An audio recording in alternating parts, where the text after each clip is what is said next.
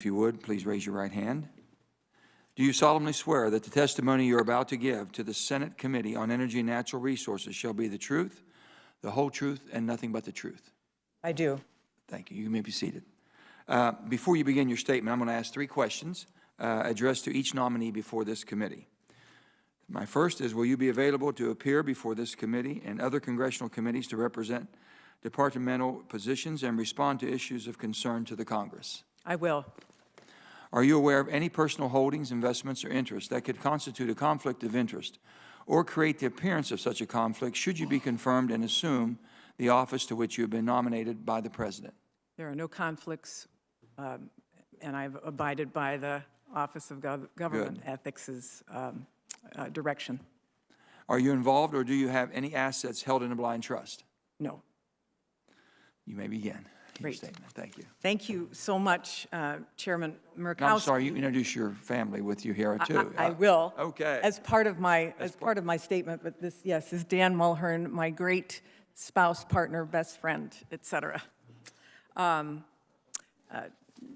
Chairman Murkowski and Ranking Member Manchin, soon to be Chairman, and soon to be Ranking Member Barrasso, and distinguished members of the committee, thank you so much for holding this committee hearing so expeditiously. And I'd like to begin by thanking Senator Stabenow and Congressman Upton for their gracious words. Senator Stabenow has been an ally as we have navigated the struggles of the recession, and Michigan is indeed fortunate to have such an incredibly hardworking and indefatigable senior senator. And Congressman Upton, thank you for your words of bipartisanship. I have thoroughly enjoyed working with you over the years, and here too, the people of West Michigan are lucky to have a man of Fred Upton's integrity and intelligence looking out for them. I introduced my husband, who I want to thank from the bottom of my heart for his love and support as I pursue public service again. Just a little about me. I was, as Senator Stabenow mentioned, I was brought to this country from Canada at 4 years old by parents seeking economic opportunity. And as I mentioned when I was nominated, my parents both only had high school degrees. My dad was born into dire poverty in a cabin with no running water in a rural part of Canada. My dad's father shot and killed himself out of desperation during the Great Depression because he couldn't find work for himself to support my grandmother and their 3 children. My dad was 3 years old at the time. So I bring to this role the sincere belief that we in America cannot leave our people behind. I'd like to share a bit about the focus that I'll bring to the Department of Energy if I'm confirmed. I'll focus on the DOE does a huge number of things, but I want to talk about 3 missions. First is the security of America through the National Nuclear Security Administration and the cleanup of that Cold War legacy, ensuring that we can protect our nation. Second, supporting the amazing scientific work that's being done at the DOE's 17 national laboratories and other facilities across the country, including on climate change and emissions reductions. And third, taking that research to scale, deploying it to create jobs for Americans.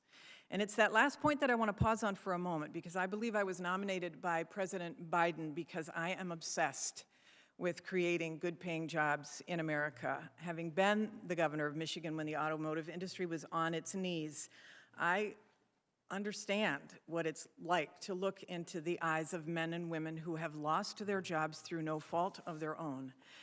Michigan is a place where workers could have a house and 2 cars and enough left over to take their family on a vacation to a cottage on a lake up north, all because they had a good job in a factory.